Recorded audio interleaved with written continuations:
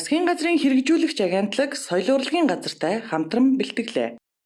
Сайн бацхан өрхөн үзэгчтэй Соёл кафе нэвтрүүлгийн ээлж дугаар корпорэт зочдлын chairman зоогийн газрын Парис кабинаас өнөөдөр явах гэж байна. За манай зочноор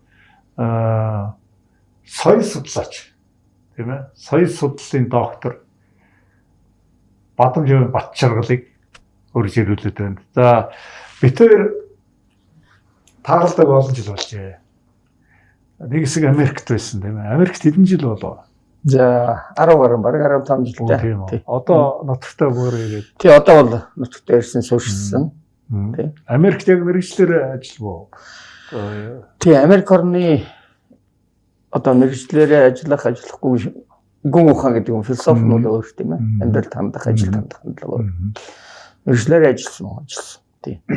За хөгжмийн хичээл заах, зөвлөгөө өгөх тийм ээ. За эрдэм шинжилгээний хуралд оролцох, хэлтгэл тавих ч юм уу тийм ээ. Судалгааны ямар нэгэн төсөл дээр ажиллах юм ажлууд хийн. За мэдээж хэрэг 10 хэдэн жилийн туршид нэг ажил хийх бол боломж байхгүй. Тийм. Ер нь төлөвлөрийн ажил бол засар зайгаар нь бол хийж таарсан. Тийм. Тиймэрхүү байдал. Манай Батчаргал судлаач бол Санкт-Петербургт төгссөн байдаг лээ. Тий. Тий. Хуучин Ленинград гэж байна. Тий. Хуучин Ленинград. Доктор цодоо хаана хамгаалсан? Ямар сэдвээр? Тий 2000 онд Москвагийн улсын их сургууль буюу Ломоносов их сургууль. Тэнд соёл судлалын онол түүхийн чиглэлээр Монголын хөгжмийн соёлын түүх үйлчлэлийн асуудал гэсэн сэдвээр хамгаалсан. Одоо 21 жил болсон байна. За өнөөдөр манай үзэгчлэнд сонирхолтой Батчаргал бол хөгжим соёл судлаач шүүмжлэгч гэж хэлж болно. Шүүмж одоо бичдэг социализмын үеэс миний мэдхээс айхтар хорц рецензүүд бичдэг. За судлалын талаар маш их ажил хийсэн.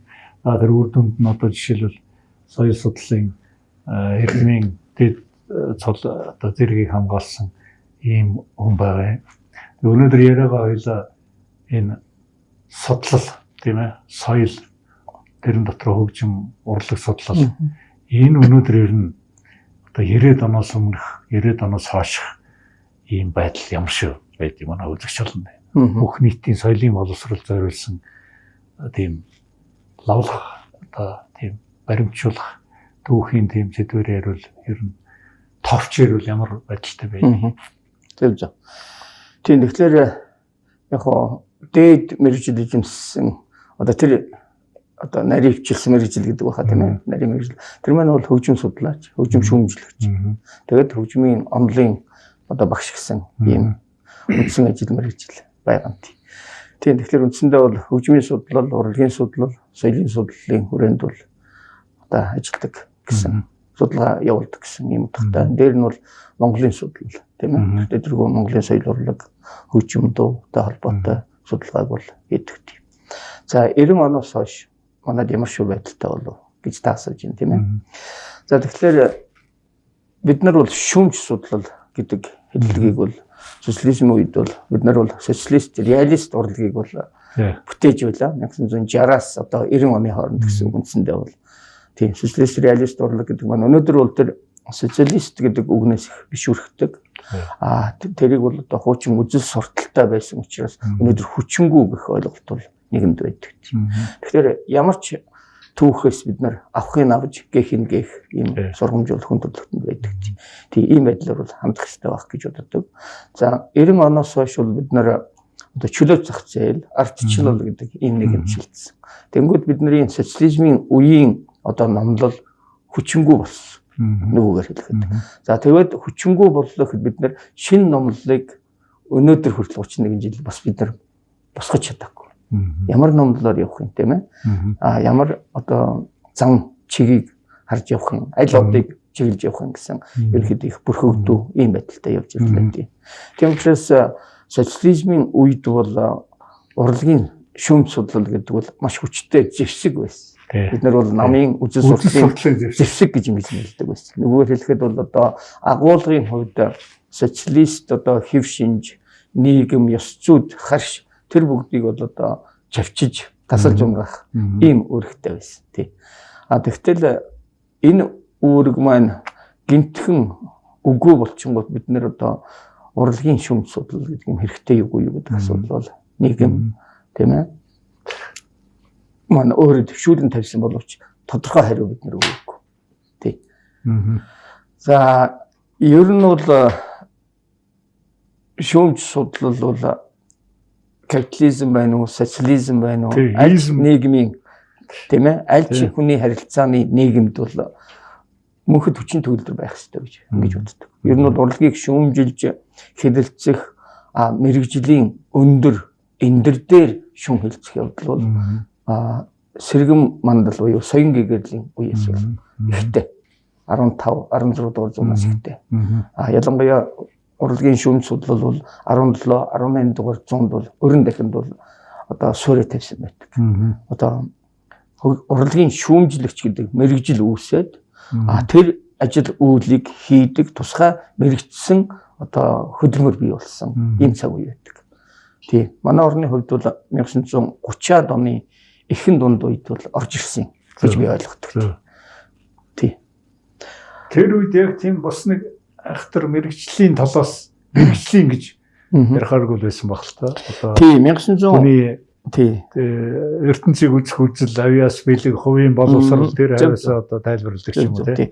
Тэгэхээр 1921 он тийм ээ бид нар бол одоо зөвлөлт засаг октябрийн хөсгөлөөр дамжаад бол шинэ үзэл суртал, шинэ засаг төр, ардын хөлсгөл тийм ээ.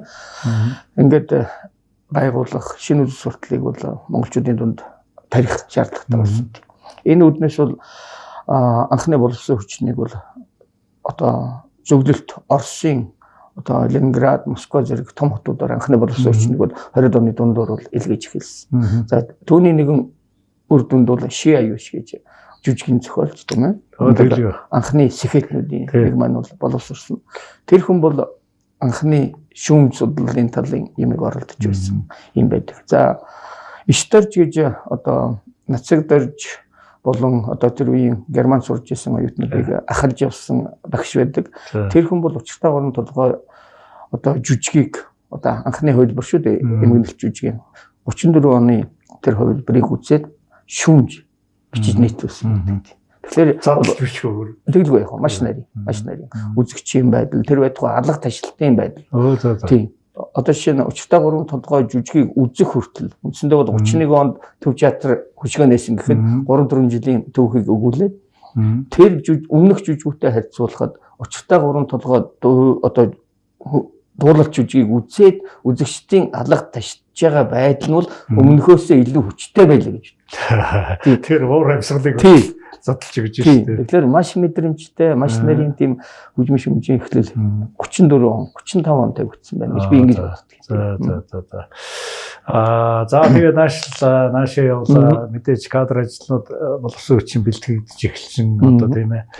Түрүү өөрөө ярьж юм л да үзэл суртал социализмын үед би бол одоо энэ капитализм зах зээлийн үед бол үзэл суртал байх ёстой гэж боддог хүний нэг тийм ээ. Тэгэхээр энэ чинь өнөөдөр зарим одоо хүмүүс бол юу энэ үзэл суртал юу байх ёсгүй одоо зах зээлд шүүмж байх ёсгүй урлаг гэдэг чинь өөрөө одоо юугаараа шоу маягаар ингээд яах ёстой гэсэн юм санаа үзэлтэй хүмүүс бас байна. Тийм. Тэгэхээр үзэл суртал гэдэг дээр хэд юм би бас оюутнуудад хэлэх дуртай.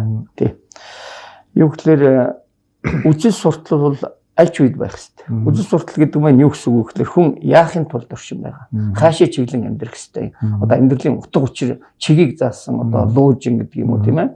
Одоо өөрийн цолмон од гэдэг юм уу тийм ээ. Тийм чиг баримж хэлж байгаа. Зүгээр Томьёолын хувьд үзэл суртал гэдэг нь бол хуучин социализм үеийн хэллэг мэт боловч нэр томьёо боловч нариндаа бол тодорхой бид нар үзэл бодолтой байх хэрэгтэй. Зорилго чиглэлтэй байх хэрэгтэй. Гэсний л санаа. За өнөөдөр бид нар Голливуудаас их суралцдаг. Америкийн урлагаас шүү дээ тийм ээ. Голливуудын урлагт маш том үзэл суртал байдгийг бид нар анзаардаг. Нэгдүгээрт бол тэнд Америк номер 1 дугаар нэгдэг байх хэрэгтэй. Американизм гэж ярил л да. Америк гүрэн бол хамгийн хүчтэй. Америк хүн бол хамгийн чадaltaй гэдэг нэгдүгээр тунхаглах. Энэ бол маш том үзэл санаа. их оронч санаа тийм ээ. Тэнд үзэл суртал явж байна.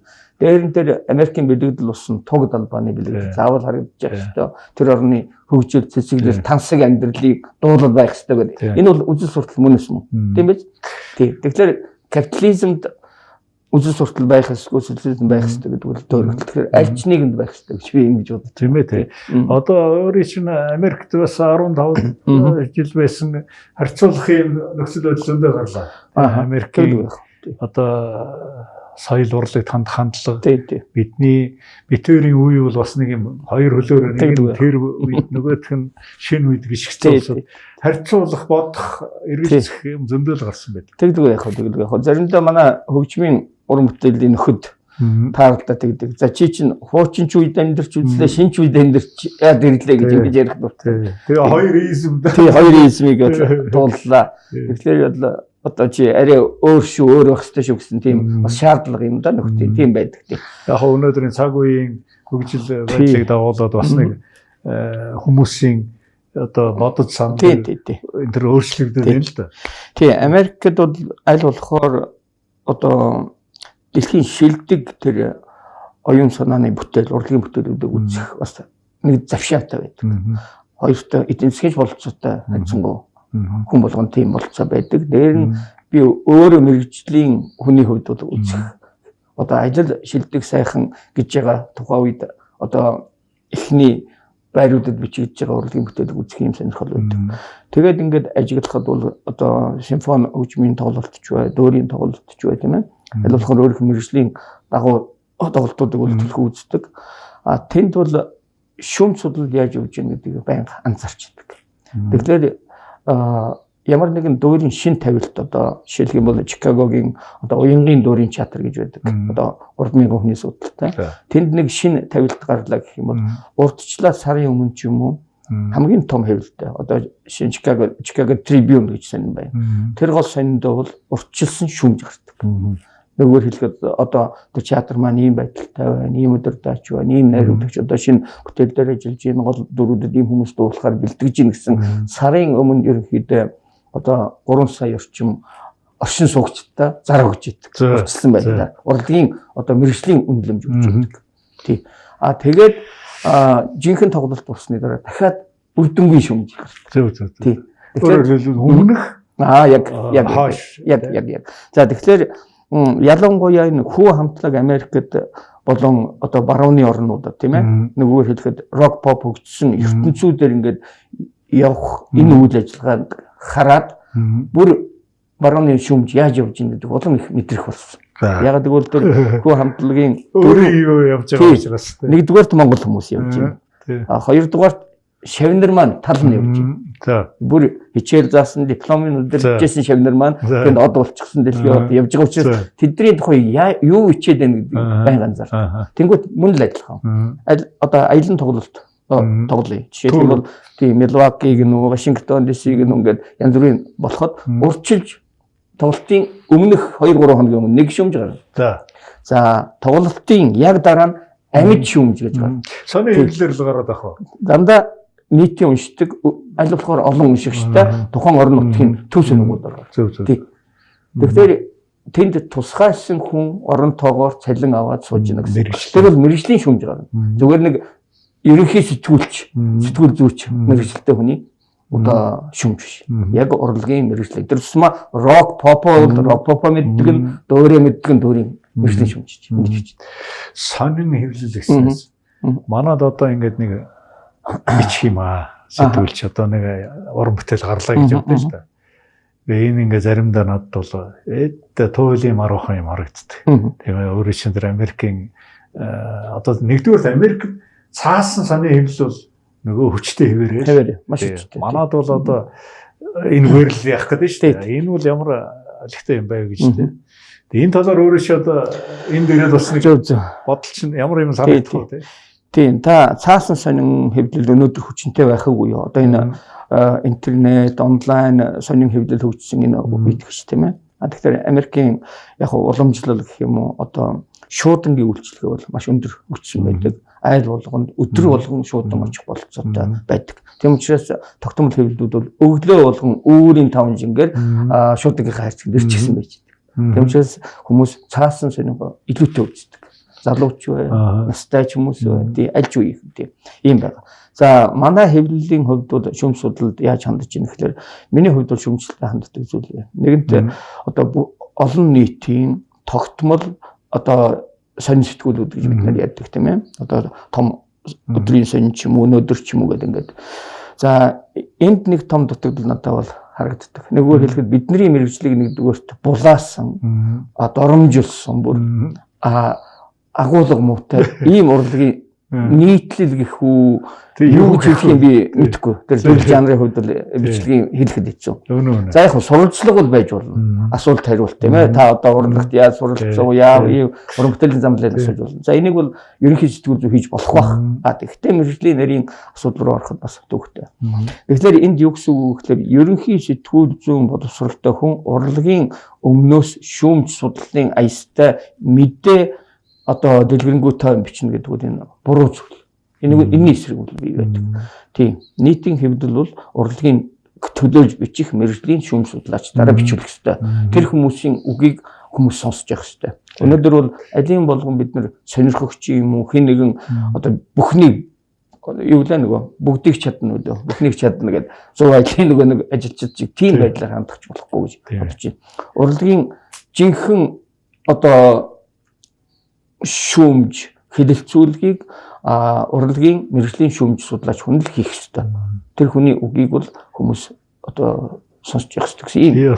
Тэгж бодоод байгаа. Монголын сэтгүүл зүйд бол энэ нэлээд тэм дутагдaltaй асуудал. Тэгэхээр одоо өөрөө ярьж штэ мэрэгжлийн шүүмж одоо Батчаргал шүүмжлэгч байж болно.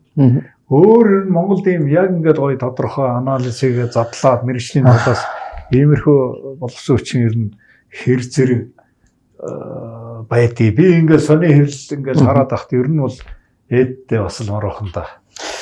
Тий хөгжмийн шүүмж судлал гэдэг бас нэг сэтгүүл зүйн нэгэн ай байна шүү дээ тийм ээ. Одоо урлагийн судлалын сэтгүүл зүйн ай байна. За энэ талаар би багшийн сургууль Монгол Улсын багшийн сургуульд бас хичээл явуулдаг тийм магистрийн төвшөнд тийм. За тэгэхээр анх хөгжмийн шүүмж судлал үүсгэсэн суурийн тавьсан хүмүүс маш сонирхолтой. Манай түүхийн одоо хил шинжээчд маань үдсийн тавьсан байдаг. Цэндийн дамжин сүрэн бэмби эренчин гоо. Их сонирхолтой. Тэр хүмүүс үнэн сонины эрхлэгч олон жил хийж ээж тэр үед одоо ажлын шаардлагаар соёл урлагийн талаар маш их бичих шаардлагатай. Өөр мэрэгжлийн хүн байдаг учраас өөртөө аргагүй нэг шарын эзэн хүчтэй гэдэг шиг өөртөө барьж авч ирсэн. Тугаан цагийн хамгийн одоо тэргүүн зэргийн сэдвүүд. Тий. За наад зах нь гэтэл 1963 оны санагдаж байна. Эренчингаан нэг үтшийн 2 жүжиг бүжиг гэдэг тийм шүүмж байдаг. Нэг нь бол шарилжин зундах цэцэг нөгөөх нь Бачсрын Шихризад нэгтгээд нэг үтшийн бүжиг болгоо тавьчихсан. Тэрийг шүүмжилсэн Эренчингаан бүр гайхамшигтай гоё шүүмж байдаг юм тийм.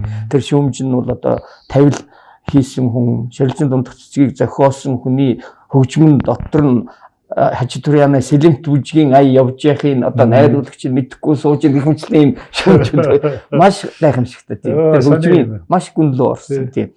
Тэгээд Эренчингод бол хөгжмийн эзэмшиг, соёлын тухай тэгээд шүүмжүүд маш сонирхолтой юм байна. Тэрнээс би баг залуугаас суралцдаг байсан. За хамгийн мундаг шүүмжийн үндсийг тавьсан хүн бол Бадрагов. Жанцэн Бадрагов. 1954 онд тэр хүн маань бол Монголын анхны симфони шүүмжийг тавьж ирсэн. Бичиж ирсэн. Үн сонд нийтлүүлж ирсэн. Мөрдөлж анхны симфони шүү дээ их хор ингээд. Тэгээд тэнд одоо бүтцийн хувьд болсон болоогүй тухай анги бүрийн салгаж, ялгаж тийм ээ. Дэлхийн сонгодог симфоник алийг авч үндэсний хэлбэрийг оруулах байсан үгүй юу гэдэг маш том асуудал зангидаа асуудал байдаг тийм. Соёл кафе цаг хагаар дайрдаг. Баярлалаа. Хоёулаа ингээд кофе онгаа ярилцлага үргэлжлүүлнэ. За баярлалаа. За. Тийм тэгээд энд үндсэндээ Бадрагов маань ч гэсэн өөрөө үндсэн мэргэжлийн хил шинжилгээ хүн шүү дээ. Эренчингаан гарын шав шүү дээ. Тэгэхээр хил шинжээчд маань хөгжим шүүмжлэлийн үндсийг тавьсан байдаг. Тэгээд айжмдаа бол бид нар өөрсдийн шүүмжлэх судлаач нартай болсон. Бадрагов маань бол нэлээд нарийн мэрэгчсэн хөгжмийн одоо шүүмж судлал руу бол маш олон шүүмжүүд цаашдаа бичсэн байдаг амьдралын төвшөд. Тийм би хамгийн сүүлд бичсэн шүүмжүүдийн нэг нь одоо Мантхай цэцэн хатан киноны шүүмжийг бүр бүтэн 2 нүур ард ирсэн нэр бичсэн санагдгийн гайхамшигтай. Зөвхөн тэр шүүмжийг бичсний дараа тэр баг тэр чигээр төрийн шиг үлдчихсэн. Тэр нийгэмд ямар нөлөөтэй байж байгаа үст тийм ээ.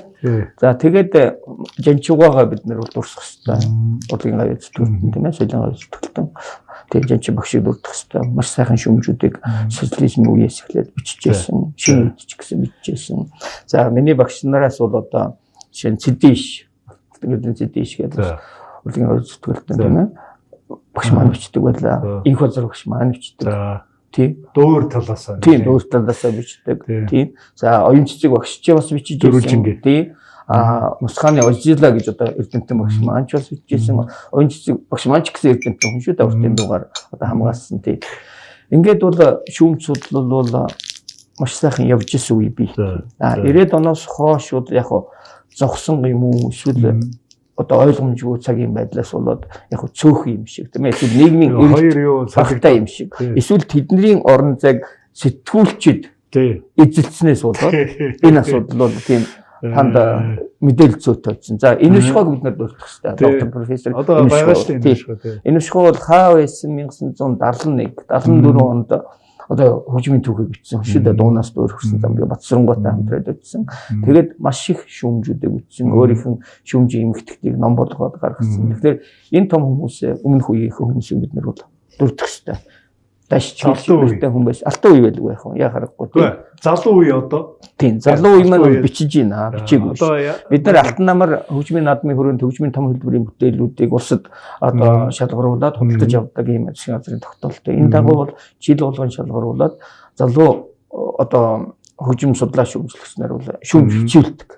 Тэр маань бол шүүмж гэхээс ажил хэргийн протокол маягийн аястай юмнууд ихэнх нь харагдаж идэг. Тэрийг би муу гэд шүүмжилж байгаа хэрэг биш л дээ. Тэгэхээр залуучууд бол оролдож байна. Тэр нь зүгээр нийтэд тэр болгон түгхгүй, хүмүүс сайн мэдэхгүй, сурталчилгаа баг ч юм уу ийм тал байна тий. Залгам шалаа бол тодорхой хэмжээгээр байна тий. Тэр Америкийн тэр өмнө нь нэг бичээд дараа нь бичдэг тэр уламжлал бол бас их над их юу санагч. Рок попч тийм л байдаг л да. Эхлээд промошн хийгээл бахан тоглолтоо дараа нь тоглолт ямар болов гэд бөөн дөөлөн одоо юу ямар болов ямар үр дүнд. Тийм тоглолтын шүмжээ бол амьд тоглолтын шүмж гэж нэрлэж байгаа шүү. Тийм. Энэ өнөөдөр энэ нийтийн соёлын боловсролд ингээд ярихад энэ шүмж бол судлал шүмж гэж яриад байгаа. Маш хэрэгтэй юм байна гэж би хувьдаа үздэг. Би ч нэг Universe by Something шүүгч 10 удаа хийгээл тэнд ингээл боддог байхгүй. Энэ тэмцээний яг шоу маягаар бол ингээд хүн ойлгоод үзээд юм. Гэртээ сууж байгаа юм тий. Тэгэхээр энэ шоу энэ дуулагч байгаа энэ арт талтанд байж байгаа фон энийг ингээ нэг ёстой нэг энэ алга ташлалтаас ахуулаа тий. Харин тий. Энэ хүн яаж хүлээж авах юм бэ гэдээ одоо мэдэхгүй хүн байж болно шүү. Арт хүн бол бас олуулаа байна. Заавал мэрэгжлийн хөгжмийн талаас ойлгоод байхдаа биш. Энд нэг юм том гүүр өнөөдөр их хэрэгтэй байдаг юм шиг санагддаг. Тэгээд яах вэ? Тэрний шиг гоё задлж үзээ нөгөө мэдэхгүй эргэлзээд байгаа хүн за энэ одоо дуурийн яг тэр хэсэг нь ийм учиртай юм шүү. Энийг та нар ингэж ойлгоорой тий. Гэдэг маягаар ийм тайлбарладаг ийм одоо энэ бол хуучин цагт бас нэлээд тийм нөгөө тэр үеч яг системнээс нам засгаас даалгавар өгөөд одоо бас нөгөө юунч байж бас нөгөө нэг дайсан гэж ярил л доо.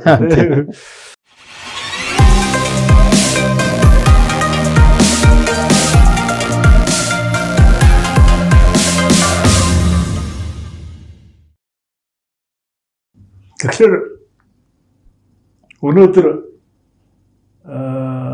ногод явах бид нар нэг тийм ороо босхоо үед амьдарч байна. Өнөөдөр хүмүүс маань бас тэр болгон урлагийн гоё бүтээлийг одоо үнэлэх, цэгнэх, ойлгох энэ талаар бол ногод явах маргахан байна. Энд бол манай энэ судлал, шүүмжил айгүй чухал.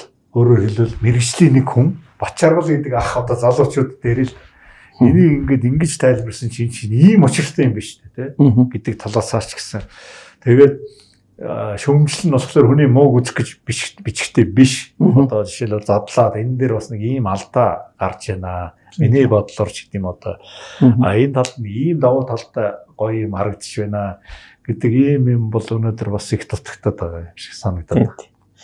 Тийм. Тэгэхээр яг өнөөдөр бол бид нар нэг иймэрхүү зүйлийг одоо анхаарах хэрэгтэй. Нэггээр хэлэхэд урлагийн харилцаа гэж юм тийм ээ. Урлагийг сурталчлах, урлагийг хүнд хүргэх тийм ээ. Тэрийг хүртэх энэ харилцаанд баг зэргийн засал хийх шаардлагатай байх гэж ингэж бодож байна тийм. Юуны өмнө бол мэргэжлийн урлагийн судлаач шүүмжлэгчдэг бол урлагийн ямар ч асуудлыг одоо гол баатар болох хэрэгтэй. Нэгдүгээрт. Хэл мэдээллийн бүх байгууллагууд тийм ээ. Радио, телевиз ч адилхан шүү дээ тийм. Тэгэхээр нэр хүндтэй судлаач шүүмжлэгч нарын үгээр л одоо ард түмнийг хөтлөх хэрэгтэй. За судлаач шүүмжлэл гэж юу вэ? Тэр тусмаа шүүмжлэл гэж юу юм? Энэ үг өөрөө бол орчуулга хөвж явах асуудалтай л да. Яг тэгэхээр бид нэр социализм үед орчуулсан учраас тийм. Тэгэхээр үндсэндээ бол урлагийг үйлдвэрлэгч гэж хэлье. Зохиогч үнийг тийм үү? Та шинэ дуу зохиолоо таны бол бүтээгдэхүүн шүү дээ. Тэр нөгөө нэг критик гэдэг талаас нь яриад байна. Реценз гэж нэг юм байна шүү. Харин тийм. Одоо би тэр лөө тийм. Тэгэхээр хөгжим шүүмжлэгч гэдэг хүний үүрэг юу гэхээр урлаг үйлдвэрлэгч буюу зохиогч, хэрэглэгч буюу үзэгч хоёрыг холбох гүүрэн юм. Гүүрнэхлээр энэ хоёр хүнийг л уулзуулах хэрэгтэй. Хооронд нь орчуулагч хийж өгөх хэрэгтэй. Урлагийн зуучлагч, орчуулагч хийж өгөх хэрэгтэй. Юу гэхээр зохиолч юу хэлэх гэсэн санаатай юм. Тэгээд хэрэглэгч маань юуг анхаарч яаж тэр бүтээгдэхүүнийг одоо хүртэх ёстой гэдэг энэ дээр нь одоо зааварчилгаа өгөх тийм ээ. Нэг иймэрхүү үүрэгтэй. Энэ бол үеийн үед эмч байсан юм байхарч болно гэж тийм. За реценз гэдэг үгийг таасан. Би тусгайлан бас толь бичиг шагаасан. Тэгэхээр би одоо нөгөө нэг цаасаа харж болно. Тийм үү? Болдгоо. Тийм. Тэгэхээр шүүмж гэдэг нэр томьёог бид нэр социализм үеэс өгүүлж ирсэн. Урлагийн шүүмж. Гэхдээ заримдаа судлал гэж залгадаг тийм ээ. Тэгэхээр зарим сони хэвлэлээр харахад одоо тийм бүтээлийн тухай шүүмж гэдэг ингээд тусгаалan тэр одоо сэтгүүл зүүн төрөл жанрыг бол тодорхойлсон байж байна тийм үү. Тэгэхээр энэ үг маань хаанаас яаж гарваа гэж бид нар ягаад шүүмж гэж нэрлэх болов тийм. Тэгэхээр чухам хэн нэрлсэн аль тул дээр аль зохиол дээр анх шүүмж гэснийг бол би өнөөдөртөө хэлж мэдэхгүй байна тийм. Ямар ч байсан та түрүүн орсоор хэллээ рецензия гэдэг үг тийм ээ. Рецензия гэдэг Оросын одоо тэр хэрэгжилж байгаа нэр томьёог бид нэр үндсэндээ Монгол руугаа шүүмж гэж орчуулах нь зүйтэй юм а гэж ингэж үтсэн шиг байна тийм. За тэгэхээр рецензи гэдэг орос үг маань германаас орж ирсэн. Тийм баг. Тэр нь рецензион гэж одоо тиймэрхүү маягаар германчууд дууддаг юм шиг байна. За тэгээд тэр үгийн маань үндэс бол латинаас гаралтай гэж. За ямар утгатай үг өгөхлөөр одоо үзлэг хийх. Бид нөгөө эмчийн үзлэг доорно гэдэг чинь тэрнтэй төстэй. За шүүн хэлцэг. За нэгтлэн шалгах. За тооллого хийх гэдэг. Одоо жишээ нэгтлэн бодох юм уу нярмын одоо юмыг тоолно гэсэн. Нэг үлсэн тоолно гэсэн үг шүү дээ. Нөгөө шалгалт ороод тооллого орчиход бөө юм болдгоо байлаа шүү дээ. Одоо хэвээрээ билгүй. Тэгэхээр тооллого хийх. За үнэлэмж тогтоох гэсэн. Ийм утгатай гэж. Латины үг тэр рецензио гэдэг үгийн утга нь. Тийм. Ийм утгатай. За энэ үгийг бол англи хэлтэй ертөнцийн review гэж нэрлэдэг. За. Тэгэхээр одоо review гэдэг үг таарлах юм бол бид нэр шүүмжийн хоёрын юмд их гардаг. Тийм. Тэр чинь ерөөсөө абьясны урлагийн шүүмж гэсэн утгатай. Номын шүүмж гэж болно. Аль ч урлагийн шүүмж гэж болно тийм ээ. Урлагийнх шүү. Тийм, үнэлж болно тийм. За тэгэхээр чинь таны нэвтрүүлэг бэлдэж би Оксфордын бас тойл харлаа. Баярлалаа. Орос тойл харахаас гадна Оксфордын тойл харсан. Тэгээд тэр утгыг ингэж тайлбарласан байна. Зайлшгүй өөрчлөх шаардлагатай аливаа зүйлийн үнэлгээг review гэж хэлнэ гэсэн санаа. Нэггээр хэлэхэд одоо энэ болохгүй байна. Энийг жоохон өөрчлөё тийм ээ. Энийг жоохон засъя гэсэн сэтгэлээр үнэлт хэлхийг л одоо шүүмжих нь гэсэн ийм одоо тайлбар Оксфордын тайлбар. За манай Смитийн боловсрол хэрэгтэй надад ч хүмүүс бас тий. Тэгэхээр бид нэр хэд хэдэн үгтэй болох шүүмж гэж монгол үгтэй, рецензия гэдэг орос үгтэй, review гэж англи үгтэй. Тий. Одоо би их сайхан юм сонслоо. Өөрөө ингээд би өөрөө чи мэднэ л дээ. Нэлээд тийм гоё тайлбар маягийн юмаа их тийм зөв ойлгуулж чаддаг ийм хүн өнөөдөр багшлах ёстой. Одоо адгийн нааз ах нөгөө сэтгүүлчд биш үү, нөгөө санаа хэвлэл. Тэднийг суглуулаад нэг тийм семинар гэж ярьдаг ш хуучнаар бол хийж болдгүй юм одоо. Та нар хамгийн нааз ахын юмнуудыг хандлагын тийм ээ. Одоо та нар ингээ санаа хэвлэл эсвэл энэ интернетэд юм бичихтэй ийм талаас нь ийм өнцгөөс нь ингэж яах. Тий яг асуудал би ойлголоо таны тийм. Тэгэхээр энэ зохион байгуулалтын нийгмийн зохион байгуулах юмд өөрөө хөшөөчилж оролцож болдгүй юм гэсэн утгатай гэж би ойлгоно зөв тийм ээ. Тэгэхээр ийм л да. Би сэтгүүлчдтэй бол харьцдаг. Тодорхой сонин сэтгүүл радио телевизэн сэтгүүлчтэй харьцдаг. Зарим алдаатай мэдээ материал байхад залруулж өөрийнх нь зүгээр хувийн шугамар тийм ээ. Нийтэд ил тавихгүйгээр зүгээр хувьд нь бас зөвлөгөө өгдөг юмнууд бол байдаг. Тэгтэл нэгэн төвлөл мэдээллийн байгууллагууд өөрсдөө санаачилж тэгья гэдэг шаардлага гарахгүй үед би хувь судлаач шүмжлэгч яхад энэ төвхтэй л өнөөгийн нийгэмд бол зүгээр ийм байж болох уу одоо сургуульд өөр бас багшилдаг энэ тэнд зөв багшийн их сургууль Монгол Улсын багшийн их сургууль дээр би жишээ хөгжмийн шүм судлалын хичээлийг бол өнгөрсөн хавар явуулсан. Би наадах хичээл бас ярих гэдэг тэндээ бол би өөрийнхөө үжил бодлыг бол оюутнуудад 100% тавьдаг тийм. Одоо Монгол Улсын оюутнууд ч байна, өвөр Монголын оюутнууд ч байна тийм ээ. Тэднэрт одоо онлайн хичээлийг би нэг удаа явуулсан. Нөгөө ковидын карантин үеэр. Тэгээд бол тэр хичээлийг бол би хувьдаа бол босгож чадсан гэж бодож байгаа. Оюутнуудад тодорхой өгөөжтэй байсан. Тэр нь дадлаг хийлгсэн. Тэдний бичүүлэх анхны дадлагуудыг хийлгсэн. Төрөл жанр болгоноор. Хөгжмийн одоо шүүмж бичвэрч чинь өөрөө тэр олон жанрууд байна. Төрлүүд байна. Тийм. Би энэ одоо ая зохиогч оролддог хүний хувьд бас ингээ нас яваад нам суугаад чих юм уу.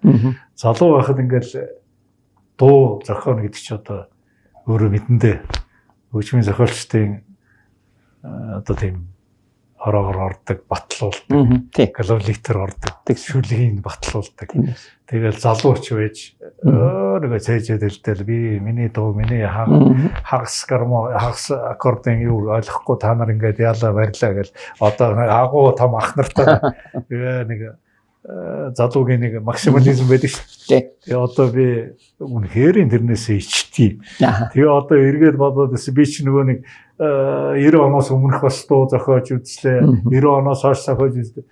Тэгээд их сони 90 оноос өмнөх нөгөө ах нарын тэр нэг зөвлөгөө өгөөд нь шүү дээ. Нэг айхтар загинж барьдаггүй байсан. Их айхтар гоё ухаантай ингээд тайлбарлаад тэр дуунууд маань ингээд амьд байгаад байдаг. Тэр зөвхөн миний юу биш л дээ.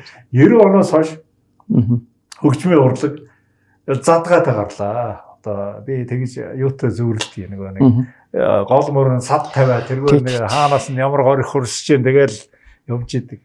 Тэгэхээр тэрэн дотор санчин байна, муучин их байна. Тэр дотор хогч их явж जैन. Өнөөдөр ч одоо завдаа одоо хараалын өгмөг хүртэл явж шít. Энэ бол одоо байж болшгүй тийм юу байт юм байна. Тэгээ би нөгөө битэрийн яриаг юунаас ихсэн гэхэлэр өнөөдөр ер нь шүүмж би судлал гэж ярихгүй шүүмж нь хэрэгтэй юм шиг санагдаад байна. Тийм мэдээж хэрэгтэй. Гэхдээ нийгэмд урлагийн шүүмж судлалын эзлэх байр суурь. Өөрчлөлт би цензурыг яриаггүй шүү. Тийм ойлгож байгаа. Тийм эзлэх байр суурь түнд хандлагыг өөрчлөх шаардлагатай байна. Хамгийн гол. Тийм эргэж харах шаардлагатай. Магадгүй өөр нэр томьёогоор сольж хандах шаардлагатай. Тийм ээ. Тэрнээс биш урлаг орчдгоор орчил байна. Хүн хэрэгжилж байна. Үйлдвэрлэгч одоо оюуны бүтээл зохиогчд бүтээлээ хийж байна. Тэгэхээр энэ үйл ажиллагаа явж байгаа цагт шүүмж судлал өөрийнх нь үргэлж гүйцэтгэх хэрэгтэй. Тэр үүрэг одоо эндэр дээр очих хэрэгтэй гэж би ингэж л боддог. Тийм. За түрүүн та нэг тун бас бодож штэ зүйл хэллээ. Манай анхдагч хөгжмийн зохиолч нар тулгын 3 чулуу гэдээ бид нар ярьдаг тийм ээ. Бэлгийн дамжин сүрэн өрсөн жамбын мөрдөн сэмбийн гол жигсэн байгаа тийм ээ. Энэ хүмүүс нь бол консерваторийн боловсролтой хөгжмийн зохиолч. Нэггээр хэлэхэд өрн дахны маягийн өрн дахны консерватороор хөгжмийн зохиолч гэдэг боловсрол авсан анхдагч монгол хүмүүс. Тийм мэргэжлийн. Тийм. Тэр зөвхөн тэр хоёр хүн биш. Чойдоггүй тэр үед өсөж байда тийм ээ. Ингээд нэг одоо үеийн одоо маш чадaltaй тэр байтугай бүр дэлхийн шилдэг консерваторийн боловсролтой хүмүүсийг манай нөгөө алтан үе гэж алтан үе тийм. За энэ хүмүүсийн боловсролын асуудал. За 90 оноос хойш бид нар баштай яг үннийг хэлэхэд мэрэгжлийн дэлхийн өндөр түвшний сургуулиудад хөгжмийн зохиолчд бэлдэж чадаагүй шүү. Асуудал энд байгаа шүү. Яагаад сул байна гэдэг. Вакуум гарсан байна. Вакуум биш тасалдал юм уу да. Тасалдал тий. Залгамж. Тий. Аргаа бараад бид нэр дотооддоо бэлдсэн. Бид нэр дотооддоо тэр 4-5 хөндөгчсөн консерваторийн боловсролын хэмжээнд Монгол улс маань хүчин чадал нь хүрхүүд ингэ боловсруулж. Консерватор гэдэг маань бол хөгжмийн их сургууль гэсэн утгатай. Их гэж байгаа шүү дээ тийм ээ. Дээд биш, их сургууль, коллеж биш, дунд сургууль биш, техникум биш тийм ээ. Тэгэхээр тэр хэмжээнд бид нэр боловсролыг явуулж чадах уу? Чадаж гин үү? За чадахын тулд бид нэр бэлтгэл хийж гин үү? Энэ бол бас асуудал мөн. Тусдаа ярианы сэдв юм тий. Тэмшээс олон улсын төвшөнд гарсан олон улсын төвшний хөгжмийн академи консерваторийн боловсролтой хөгжмийн зохиолч яг өнөөдөр бол маш зөвхөн байна шүү. Тий. Би өөртөө шиг санал нийлж байна. Би ингэж боддгийг зүгээр одоо тийм сонирхогч талаас гэж яриа л да. Одоо жишээлбэл тэр алтан үе. Агуу бороход дараа нь одоо хангалах Насагдор Жансоноор хоёр дахь үе нь дахиад нэг багцаараа гарч ирж байгаа шүү дээ. Багцаараа нэг ингээд сар гэж гарсан. Хангалаг тий. Тэрнээс хойш нэг хэсэг ингээд яг тэгсэн. байхгүй. 3 дахь үе нь одоо нэг сүүлд Олзын баяр одоо нэг Сангидоржийн мөнх ертөнц центргээд нэг юм шинэ үе. Тий. Одоо 3 дахь үе гэж нэрлэв л да. Тий. Тэр дунд завсарсан яг үнэ. Тий. Ийм тасалдал үүсэж байгаа тий. Тий. Энийг нөхөх шаардлагатай. Өндөр түвшний хөгжим зохиох төр баг. Хөгжмийг судлаж цэгнэх гэдэг бол өндөр шаардлага хэлсэнгөө чин зэрэг бэлгэж байгаа. Ерөөсөө хангалгаагаас эхэлдэг. Хангалгаа хөшөөчлөгч гээд одоо модернист Монгол хөгжмийн зохиолчдын үеийг эхлүүлсэн хүн шүү дээ тийм ээ. 12 өргийг хөгжим зохиож эхэлсэн. Тэгэхээр араас нь нөгөө Жанцсан Норон, Шарав, Чин Зориг, Бэлэг Жаргал тийм ээ. Насагдор жогш маань ингээд бүхэл бүтэн төрийн шагналтай нэг үе ингээд хамт болж байгаа. Нэггээр хэлэхэд манай хөгжмийн зохиомжийн дэг сургуулийн 2 дахь үе ингээд бөөнөр гарч ирдэг. Тэгэхээр 3 дахь үе маань тасалдaltaй болчихлоо гэж би дотроо боддог. Зөв. Би яг санал нэг. За түрүү консерватор гэж дуурлаа. Консерватор байгуулснаар Монгол улсад ямар өөрчлөлт гарав? Консерватор гэж юунаас ялгаатай гэдэг. Одоо манай нийтийн боловсрол бас нэг тайлбарлаад өгч зүгээр баг. Тийм бид нэр 1937 онд анх урлагийн сургуулийг уран сайхны сургууль гэж нэрлэж байсан. Маш сайхан нэртэй уран сайхан. Хуучны нэрнүүд гайхамшигтай. За уран сайхан гэдгийг тэр үеийн монгол хүн юу гэж ойлгосон гэсээр өрн дахнаас орж ирсэн Европоос орж ирсэн урлагийн зүйлийг нэрлэх нэг нэр хэрэгтэй байсан. Тэнгүүд за их л сайхан уран сайхан юм байдаг юм байна. Ер нь уран сайхан гэж нэрлэж байгаа. Тэгж нэрлсэн шүү. Нөгөө хэлбэл сэргийг хэмсэн тийм. Өнөөдрийн урлаг гэдэг үгийн өмнө уран сайхан гэдэг үгийг хэрэглэж байж. Тэгээд тэр хөршөө үг хураагаад сүүлд урлаг гэдэг нэрлээд урлагийн сургууль болгосон. За дараа нь хөгжим бүжгийн дунд сургууль болгосон. Сорын ганц монопол сургууль шүү дээ социализм үеэс өнөөдөр ч баг монопол хийгээд байна тий. За тэгээд сүүлд нь коллеж гадаад нэр авсан. За консерватор гэдэг маань бол яг нарийнда бол мартагдсан бас хуучин нэр баггүй юу? Тий. Консерватор гэдэг сургалтын уламжлал бол Италийн сүм хийдээс үссэн өнчин ядуу хүүхдүүдийг сүмийн мөргөлд дуулуулахын тулд одоо тижээж орон байраар хангаж тэгээд дуу хөгжим зааж ингэдэг байсан. Тийм манай үзэгч олон бас сонирх. Тийм. Тэр чинь бид нар зүгээр лаазалсан одоо махан таташ гэж ярьдаг. Тэгээ консерв гэдэг тийм үү? Тэгэхээр үгийн үндэс бол адилхан. Консервац гэж бас үг байдаг гадаад тийм ээ. Тэгээ консерватур биш юм аа. Консерватори гэж одоо консерватори гэж одоо эсвэл орсоор бол консерватория тийм үү? Төгсгөлтэй энэ үгийн төгсгөлтэй багш чинь. Тэгэхээр тэр нийтийн хэвлэлийнх зарим одоо яамдын төшмөл хүртэл энэ сургуулийн нэрийг буруу дууддаг. Боловсролын хуулийн тэр үг чинь байж гэн гадаад консерватор болон ихтэй сургууль гэдэг. Ингээд ихтэй сургуулийн одоо дээд сургууль боловсролын төвшөнд бол нэрийг оруулсан байна. Хуулинд боловсролын хууль. Бид нар энд бол яаж чадахгүй. Нөгөө симфони гэдэгтэй адилхан консерватор гэдэг. Одоо симфониг хэл хальтар симбон ч гэдэг юм уу симфон ч гэдэг юм. Тийм Монгол дуудлагаараа бас нэг аялгажуулдаг. За тэгэхээр консерватор гэж ярьж байгаа би зөндөө сонслоо хэлээр нийтийн хэлээр.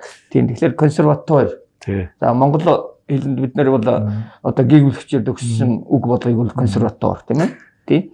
Өөрөө одоо консерваторид багшилж байна уу? Тийм, консерваторид би одоо бол хөгжмийн зохиолын бүтцийн хичээл, мөн симфони найрал хөгжмийн одоо партитур уншлагын хичээл гэж энэ сайн хичээл Тий. байна. За тэгээд консерватор мөн бүтцийн хувьд бас өөрөө. Тий, яг хоо байгуулах цаг нь бол уулна болсон. Байгууллаад маш жоохон хугацаа өнгөрлөө шүү дээ. 2-3 жил. Одоо уучлаарай бачаар судлаач. Энгийн юугаар бол их сургууль юм да. Хөгжмийн их сургууль. Тий, дотроо олон салбарлаад олон сургуулиуд бий болоод. Тий, ерөөсөө Монгол ухаанаар бол хөгжмийн их сургууль гэсэн. Тий. Нөгөө хэлэхэд их сургуулийн төвшөнд хөгжимтэй урлагтай хандах тэр боловсролыг болгоно гэсэн. За би өөрөө чинь мэрэгжлийн одоо шүүмжлэгчийн хувьд сая амар төвшин маань баритоны Оскар авлаа. Одоо дуурийн манай зүгээр энгийн үзэгч олонд сонирхуулахад дэлхийн авраг болсон тийм ээ. Энэний хувьд өөрөө юу гэж үзсэн? Үзэл бодлоо. За тэгэхээр Монголын дуурийн дуучдын тухай шүүмж судлаг би нэлээд хийсэн. Тий. Ягаад чинь надтай одоо тэр гол үйл явдалд нь би өөрөө оролцогч байх, эсвэл онлайнаар жуултахын тэрийг сонирх, өөрөө ихгүй сонирхоод тэр тухай бичдэг л да тий. За анх 1998 онд Чайковскийн одоо ээлж дурлалдаа Москва хотод болсон. Тэгэхэд бол Гамбат Давьят маань оролцож байсан. Тийм. Тун задаагаараа удулсан.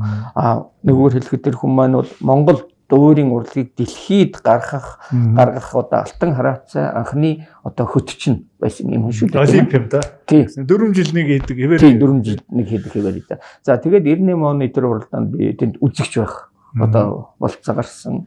Учир нь бол тэнд оюутан байлаа Москвад тийм. Тэгээд тэр уралдааныг бүх шатуудыг одоо үзэж сонирхож тэр тухай шүүмж бичиж одоо төв хэвлүүлж тийм.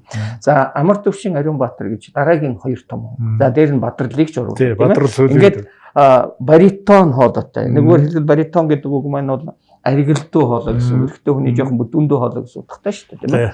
Тэгэхээр тэр хоолойнууд дэлхий дээр гараад байгаа их маш сайн феномен одоо үзэгдэл байхгүй. Яагаад гэдэг. Тэгэхээр анхны шанг Гамбат гэдэг баритон хоолойтой бүдүүндүү хоолойтой хүн тавьсан. Тэгэхээр тэр хүний зам жимээр л хүмүүс яваад байгаа. Өөр жим тавьсангүй. Эмэгтэй цэд хоолойны жим алга, бүр бүдүү хоолой алга, эрэгтэй цэд хоолойны жим одоогоор алга. Тэгэхээр тэр тавьсан замнаад байна гэдэг их сайн үзэгдэл байгаа. За энэ Амар төвшингийн амжилт бол мэдээж хэрэг гайхамшиг тийм ээ маш бахархал. Тэгэхээр монголчуудад их сонирхолтой зүйл байна. Адуучин хүний өрс адуучин залуучууд дэлхийн дүүрт гарна гэдэг бас өөрөө их сайн соёлт гэх юм уу өрн дахины соёлоор хүмүүжсэн хүний толгойд багтахгүй сони юм байгаа байхгүй чинь.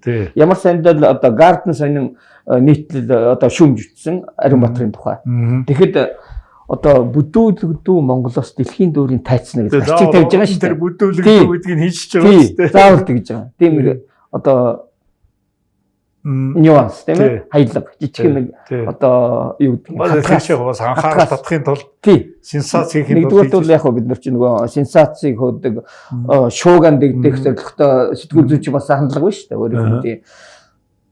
Тэгээд энд бол ярих юм болоо. Дуур гэдэг маань Италиас үссэн. Анхдагч дуурийн зохиол нь Монтеверди гэж одоо Сэрэг Мандлын үеийн Итали зохиолч байна. Орфе гэж дуур нь өнөөдөр бүтэн үлдэжээ гэдэг. Ингээд түүх ярихлаар Италич нь өөрөө дуур их орно. За тэр Орс маягаар дуулдаг, Белкантогоор дуулдаг. Тэр дуулах арга барилыг чи их орно Итали өөр юм. Тэгэхээр тэр арга маягаараа тэр дууртай дуулдаг дэлхийн нэг дуучнаа тодруулах эрх Италичуудад байж таарна. Тийм ээ? Тэр үүднээс тэр дуурийн их орон Амар төвшнийг номер 1 гэж зарлж байна гэдэг бол энэ бол үнэхээр Монголын дуурийн хөгжлийн одоо дор хаяж 60 жил бид нар 63 онд анх эхэлсэн гэж үзье л да тийм ээ. Одоо дуурийн чадрыг нээсэн гэж үзэхэд тийм анхны дуурийн зохиол маань 42 онд гэх юм бол бид нар чинь 80 жилийн түүх ярих юм тийм ээ. Энд бол 60 80 жилийн бидний явсан одоо замналын үр дүн одоо дүн тавигдлаа гэсэн. Дэлхийн дуурийн одоо их багш нартай дүнгээ онц тавигдлаа гэсэн. Тэгэхээр энэ бол миний хувьд баяр ард түмний хувьд баяр тийм дуур байтугай монголчууд тэртээ дуу хөгжимд одоо дуртай ард түмэн. Тэгэхээр монгол түмний баяр мөнөс мөн тийм. Мэдээж хэрэг энийг дагалдаад нэр хүнд шагнал их орноос нь юм байх ёстой баг. Тийм. Энийг бол биднээс хамаарахгүй асуудал тийм. Нийгмийн сэтгэл зүйн асуудал тийм. За манай Бачаргал Ленинград байх үед нь төгссөн тийм ээ. Тийм, Ленинград байсан. Тийм, Санкт-Петербург. Би Санкт-Петербург нэг аяллаар очиод гайхамшигтай сайхан тийм музей хот байдаг шүү дээ. Тэгээд тэнд бол одоо уул уурхай жинхэнэ сонгодог хөгжмийн Баатар дүүрийн. Тэгэхээр тэр орчин нэлээд сайн нөлөөлсөн болов гэж би бодож байна. Тэгэлгүй яг хөө. 1861 онд одоо Петербургийн консерватори байгуулагдсан. Эзэн хааны Николай одоо Ивэлдор байгуулагдсан. За Антон Рубинштейн анх захирлаар нэжилж ирсэн. Хоёр Рубинштейн аль нь бол ах нь уу дүү нь? Ах Рубинштейн. Дүү Рубинштейн Москвагийн консерватори ах ийм бүрхтэй байсан тийм. За тэгээд энэ бол яг аз байсан. Тийм. Хөгжим мужийн дунд сургууль дөнгөж төгслөө. Гэхдээ бид нэр хөгжим судлалын гүнзгийр үлсэн 4 жилийн сургалтанд хамрагдсан байсан. Тэгээд дөнгөж төгсөнгүүт одоо тухайн үед Ленинградын консерватори суралцах юм боломж гарсан. Энийг мань багш нар маань дэмжсэн. Одоо цогцлын нацгад орж дөрвийн шагналт хөгжим зохиолж багш маань яамд даргуулсан байсан. Дөнгөж дарга болж яхад нь тийм завшаан гарангууд намайг уралдаан шалгалтанд орох санал оруулсан. Тэгээд тэнцээд явсан. За мэдээж хэрэг Оросын одоо соёл шинжилх ухааны төв ойлгомжтой. Хуучин нийслэл тийм ээ. Одоо Оросын эзэнт гүрний тийм ээ. Одоо цагаан хаан тавих үеийн гэсэн үг шүү дээ. Тэр чинь бүр англичууд бол цаар гэж яриад байдаг тийм ээ. Тэгэхээр энэ цагаан хааны үеэс уламжлалтай одоо Оросын хүчирхэг эзэнт гүрэн бол Европод маш хүчтэй байсан учраас Европын аль шилдэг ололтуудыг өөртөө хураах боломжтой байсан. Тэр бол Петр 1-р хаанаас үеэс ихтэй шүү дээ. 1703 онд бол Петербург үндэсээ тавьсан байдаг тийм. Тэгээд тэнд бол мэдээж ойлгомжтой. Багш нар маань бол ихэнх нь азтайгаар би Шостаковичийн гараар төгссөн аспирантур төгссөн багш нарыг заалгасан. Тийм. Нөгөө хэлэхэд Шостаковичийн дэг сургуулийг бол одоо хүлээж авсан гэсэн утгатай. Тэгээд шүүм судлалыг бол Биалик гэж профессор өгш маань зааж ирсэн. Одоо бол Германд байдаг, ир гарчихсан, нэлээд гарчихсан өгшин би. Тэр хүн намайг сургуульд очихын өмнө Монголын Алтан намар хөгжмийн наадамд ирээд төлөөлөгчөөр оролцоод шүүмжээ бичээд зөвлөлтийн хөгжмийн сэтгүүлдээ хэвлүүлчихсэн юм хүн. Тийм учраас намайг шууд тосоод авсан гоо. Тэгээд тэр хүний гараар орж шүүм судалтаа танилцсан юм байна. Одоо манайх нь би нөгөө аяллаа тойрог нэвтрүүлгээр явж байгаад Алтан гэрэл Мөнх ертөнц хоёр тэнд нэг нь Москвагийн консерватори Алтан гэрэл Мөнх ертөнц Санкт-Петербургийн консерватори. Би энийг юу гэж яриад байна гэхээр өнөөдөр тэнд тийм мэрэгжлийн талаас Оросд бол сурж болно гэж би боддог. Яг бол уламжил маш мундаг те сонгодог урлагийн. Манайхан нэг юм бас нэг 90 оноос хойш за орслол гэдэг нэг юм буруу хандлагатай байдгийг. Өөрөөр би сая яагаад Санкт-Петербургийн тухай яриаг өрнүүлв. Яагаад одоо өнөөдөр энэ Монголын гайхамшигтай одууд хаанаас ямар улбаатай бий болов те энэ чинь манад яг хуучин зөвлөлтийн дараа нь Оросын сонгодог урлагийн нөлөө бол асар их. Тэр утгаар би яриад байгаа. Тэгээ өнөөдөр одоо жишээл гадагшаа манайхан тийм сургууль соёлд нь явуулж гин үү? Зогсчод байна уу? Тийм. Тэгэхээр хөгжим судлаач шүүмжлэгч бол альч хөгжмийн консерватор академид нэг техник гэж явдаг байхгүй. Одоо нэг мөнгөний хоёр тал. Тоотал тал, сүлттэй тал гэсэн. Хөгжмийн зохиодог, шүүмжилдэг хоёр нь яг бараг ижилхэн хөтөлбөр үздэг. Ийм онцлогтой. За тэгэхээр Мөнх ертөнцийн хувьд бол үндсэндээ миний гарын шав. Тийм. Ленинградын Алтан гэрэл нь бол бас гарын шав. Бас тийм үү. Тэгээд Мөнх ертөнц тун азтай. Төгсөх жил нь бас Санкт-Петербургийн консерватори одоо хууль хийж таарсан. Шалгалт уралдаан шалгалтанд ороод тэнцсэн. Явхад нь би өөрийнх нь одоо багшид захиа Хуулийн захиа явуулсан. Тэгээд биолог багштай маань утсан байдгийн Геннадий биолог гэж одоо Оросын одоо гавьяа зүтгэлтэн профессор хүнлэдэ хөгжим зохиолч хүн. За тэгээд миний үндсэндээ уламжлалаар явсан гэсэн. Тийм. Манай техник рүү явж гин гэсэн үг шүү дээ. Тэгэхээр Ленинградын буюу Санкт-Петербургийн консерваторийн тэнхимийг бол үндсэндээ хоёрхан хүн төгссөн бол таарч байгаа. Хөгжим судлаачнаас би өөрөө болчихж байна. Шав Мөнх ертөнцийн хөгжмийн зохиолч байна. Тэр тэнхимийн хамгийн сонирхолтой нь юу гэхээр 1939 онд Борис Смирнов төгссөн байх. Монголын одоо анхны дуурийг бичигдсэн өчигдөгөр байсан. За 62 онд бэлгийн дамжрангуу очоод жил болоод одоо хөөгдсөн гэдэг нь жоохон өөрхий яг одоо залуу байсан. Тэгээд Монгол амгтай тэгээд болсон юм. Тэгэхээр их сони хүмүүс чинь тэнхэн байгаа ч Смирнов дамжсан. Тэгээд бид тэр нэг дууртай холбогдсон чинь ийм өчртэй. Нэг тэнхмийн судалгаа чинь улс орны судалгаа болоод хөөрцөн нэг юм тал бай. За Бачаргал судлаач маань соёл урлагийн газартай бас холбоотой байна тийм ээ. Тэгж одоо бид нартай ингээд энэ нэвтрүүлгийг хамтарж байгаад би бас их баяртай байдаг. Тэнд ямар одоо энэ талынхаа мэргэжлийн талынхаа ажлыг хийж байна вэ? Тий. Америкээс ирээд удаагүй байсан соёл урлагийн газар одоо засгийн газар хэрэгжүүлэгч агентлаг гэж явж байгаа тийм ээ. Соёл урлагийн газар маань бол үйл ажиллагаа хэвээ явуулж байсан. Тэгээд дарга нь санал ирүүлсэн. За тэр үед соёлын сайд чулуун байсан. За энэ хүмүүс бол юу гэхээр урлагийн салбар болгоноор зөвлөлтөө болёо. Соёл урлагийн газрыг түшээд тэгээд хөгжмийн урлагийн зөвлөл гэж байгуулад тэгээд тэр зөвлөлийн ахлагч буюу одоо даргын зөвлөх маягтай гэх юм уу да тийм ээ. Хөгжим бодлого аливаа асуудлыг бол одоо зөвлөж явах, хэлцэж явах ийм зөвлөлттэй. Бас энэ бол орон тооны бус албан бус нэг ийм ажил байгаа тийм. Тэгээ бид нар бол өнгөрсөн жилийн алтан намрыг бол зохион байгуулсан. Онлайн хэд хэдэн уралдаан боллоо. Бүх нийтийн одоо дууны, хүүхдийн дууны уралдаан боллоо. Энд бол ажилласан. Тийм. Энэ жил бол бид нар бүх ард түмний урлагийн үйлчлэг дээр нь алтан намрыг зохион байгуулах байтал бас энэ ковидын шалтгаанаар ингээд тодорхойгүй байдалд орчод байгаа. Нэг юм сонирхъя. Одоо бидний үед улс уран бүтээл хөдөлж явдаг. Тэгсэн. Өнөөдөр тэр шаардлага шалгуур нь ямар байдалтай байна? Тэгсэн.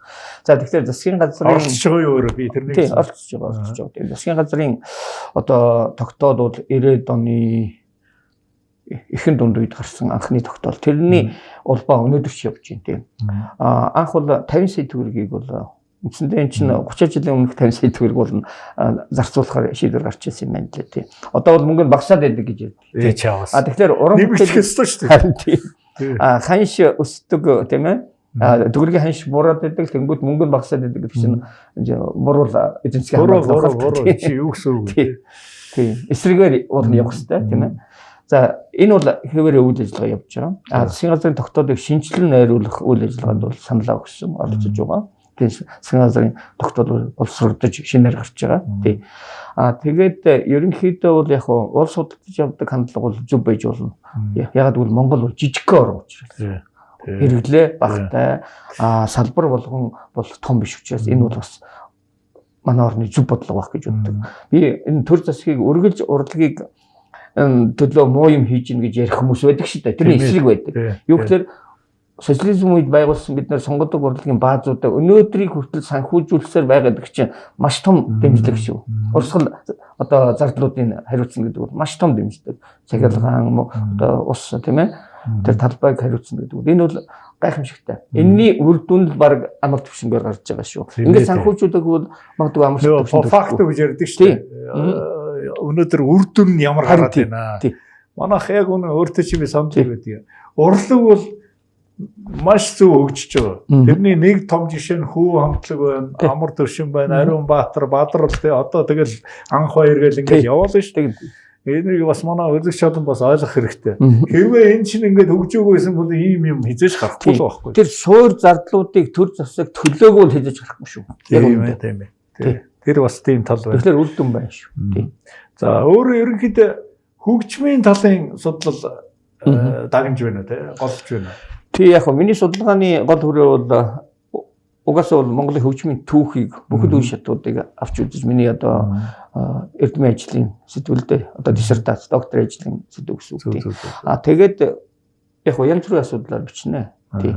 Одоо бол би Даран Зогдгоон дууны өрөн бүтээлийг одоо эх сард Даран Зогдгоон сонин фигүр шүү. Харин тэр мундаг аялгау тэр тансаг хөгжим дуу тэгээд төрхий юу ч байтгүй мэл шүү. Шагнал мангал байт юм. Харин тийм асуудалтай юм байна тий. Даран Зогдгоон дууны өрөн бүтээлийн нууцад нэвтрэх ийм судалгааны өгүүлэл бичиж байгаа. Учир нь бол 11 сард хурал болохын 90 жилийнх нь зориулсан эрдэмшлэгийн хурлын тэнд бэлтгэж байна. Өөр өчигдөр уржигдах би соёл урлагийн судлалын хүрээлэнгийн соёл урлагийн судлал сэтгүүлээс байна. Эндээс захиалга авлаа. Лувсан Ондонгуан доктор Лувсан Ондонгуан одоо бид залуу доктор гэдэг шүү дээ. Залуу тийм. Лувсан Ондонгуан гоожин үзэл баримтлалын тухай судалгааны юм бичиж байгаа тийм. Гоё. Лувсан Ондонгуан бол бас мундаг тийм эстет гэж ярьдаг шүү дээ. Одоо гоожин онлын үзэл баримтлалын тухай тийм. Үнэхээр Монголын анхдагч гоожууч мөнөс шинэ тухайн үнцгийг тавьсан. За хоёулаа ингээд яг хуу цагт бас баригдана. Би хамгийн эцэст нэг юм сонирхъя. Өнөөдөр соёлын яам, соёл урлагийн газар энэ салбарын үйл ажиллагаа нэлээд идэвхжээд байгаа харагдаад байгаа надад тийм ээ. Энэ бас нэг юм соёлын яам байгуулсан бас их зөв гэж би хувьдаа үздэг. Тэгээ манайх чинь нөгөө нэг соёлын яам байгуулагдсанаар бодлого одоо цаашлуул зөвхөн судлан шүүмжил биш. Хүний одоо хөгжмийн боловсролыг дээшлүүл. Энгийн жирийн ард олны одоо хөгжимд хандах соёлын бүх салбарт хандах хандлага энэ төр бол нэлээд өөрчлөгдөн тийм ээ. Энэ дотор өөрийн чинь энэ салбар одоо тэр хурдцт нь дагаж гүйцэж амжиж чадж гэнэ үү хань мань байна уу гэдэг шиг одоо хамсаатнууд байна уу гэж ярил л да. Тийм. Тэгэхээр бүхэл бүтэн том юу явж ахсан шүү дээ. Судлал шүүмжлэлийн тийм. Яг төр засгийн хэмжээнд бол тодорхой ажлуудыг эхлүүлсэн. Өөрийн гэсэн яамтай боллоо гэж баярлж байна энэ салбар тийм ээ. За соёл урлагийн газар маань бол одоо хэрэгжүүлэх үүрэгтэй гэсэн тийм ээ. Яам нь бол бодлогын одоо үүрэгтэй гэдэг юм уу тийм ээ. Энэ ойлголтууд гэхдээ жигдрээд бүх юмдаа хүрэхэд хугацаа бий. Гэхдээ эхлүү тавигдсан. Шүүмж судлалыг өнгөрсөн жил бол бид нар шүүмж судлалын асуудлыг өндөрт тавих. Тэгээд шүүмж тусгаалan хөгжмийн шүүмж судлалаар эзэмшлэгийн анх удаа баг түүхэндээ хурал хийгээд анх удаа бүр мөнгөн урамшуулдаг болсон байна. Тэр нь яг баг л да. Тэгтэл багч чинь алхам эхэлж л алхам тийм. Ийм ажиллагаанууд ихтүүлсэн. За шүүмж судлаач нарыг цуглуул ярих хэлэлцэх ийм зүйлүүд мөрсөр одоо хийгдэж байгаа тийм. Гэхдээ өдөр тутмын ажилд бол би оролцохгүй. Төлөвлөсгийн ажил тийм. Шаардлагатай үед бол өөрийнх нь тодорхой асуудлаар бол саналаа хэлээд ингэж явдаг юм байна тийм. Ер нь бол Монгол Улсын багшийн их сургуульд би багшилсан гэж ярьлаа. Тэр маань бол хөгжмийн боловсролын одоо нэг өөрөөр хөгжмийн багш нарын бэлддэг тэнхимтэй би хамтарч ажилладаг. Жишээлх юм бол саяхнаас би хөгжмийн сургалтын технологийн хичээлч гэдэг юм уу тийм ээ. Хөгжмийн одоо онлайн сургалтын технологич гэдэг юм уу. Ийм бас хичээлүүдийг заахаар одоо урьдчилсан төлөвлөгөө бэлтгэл хийгээд ингэж байж байна. Тэгэхээр энэ сургалтын үйл явц бодлоготой бас тодорхой хэмжээгээр холбоотой ингэж явж байгаа. За сайхан мэдээ. Би нэг үлгэр шаланда тайлбарлахад манай Бачаргал одоо ховор мэрэгжлийн хүн. Бид нар өнөөдөр бас зарим шинээр нэвтрүүлгийг үзэж байгаа хүмүүс бол бас гайхцал байж магадгүй. Гэхдээ энэ бол хөгжих ёстой юм салбар юм аа. Ялангуяа одоо ингээд ороо бас хаа цагт ингээд урлагийг бол нэг бас нэг тодорхой хэмжээний тийм хандах соёл их өндөр байх ёстой монголчууд бид нар тийм ээ. Тэгээд өөрөөр хялбар урлагийн жанраас нэлээд тийм гүн одоо юу руу орох ийм суурийг тавихад манай Бачаргал шиг ийм мэрэгжлийн одоо зөвлөгч нар гэж ярил л да тийм ээ. Маш шаардлагатай байдаг. Тэгээ энэ талаар өнөөдөр бид хоёр бас нэг яг нэг тавчих хугацаанд бас ярих гэж оролдлоо. Тэгээ бидний яриаг урилгыг хүлээж авсанд их талархаж байна. Тэгээ би энэ кафед бол нэг ийм уламжлалтай байгаа. Ер нь нэг кафед нэг цаа уусан бол дахиж ир цаа уудаг. Дахиж ирээрэй гэж хүсмээр байна. Тэгээд хоёулаа энэ яриагаа бас үргэлжлүүлнэ гэж бодож байна. За тэгээд манай энэ цагийн нэр соён гэхээр Долги ах маань соён гэхээр шидэргээд явах бай. Тийм. Энэ бол нэр хүндийн хэрэг. Тийм. Таныг бол мэдээж хэрэг Монгол ард түмэн бол тань. Тийм. Тэгэхээр нэр хүндийн хэрэг баярлалаа. Энэ сайхан одоо нэвтрүүлэгтээ орсон тийм. Дээр нь юу хэлэх вэ гэхээр би үзэгчдийн урлагийн боловсролын төвшөнд эргэлздэг шүү. Харин та эхэнд нэлээд тийм шүмжлэнгүй ааштай хэлэх шиг байна. Өнөөдрийн Монголын үзэгч бол өөр болсон байна. Юу гэхээр нэгдүгээрт бид нэр хил хязгааргүй дэлхийг харах боломжтой болсон. Интернетийн тусламжтайгаар тийм ээ. Дээр нь Монгол иргэд дэлхийг чөлөөтэй зорчих боломжтой болсон. Дэлхийн хамгийн шилдэг урлагийн ололтыг биечлэн үзэх болцоод болсон. Тийм учраас магадгүй бид өөрсдөө гологдох байх гэдгийг болгоомжлох хэрэгтэй шиг. Тэгээ эсрэгээр би танд хэлэх гэдэг. Ингээд танд баярлалаа. Сайхан нэвтрүүлэгтэй өрсөлдөв. За манай өнөөдрийн нэвтрүүлгүүгээр ярилцлага дуслаа. Дараа уулзлаа төр баяртай. Төгсгөлд нь нэг уламжлалсаар хөгжмийн номер үзүүлнэ. Өнөөдөр нэгэнд Батчаргал судлаачтай уулзсныг нэг сонгодог бүтээл хэдүүлээ сонирхоотхыг. Дараа уулзлаа баяртай.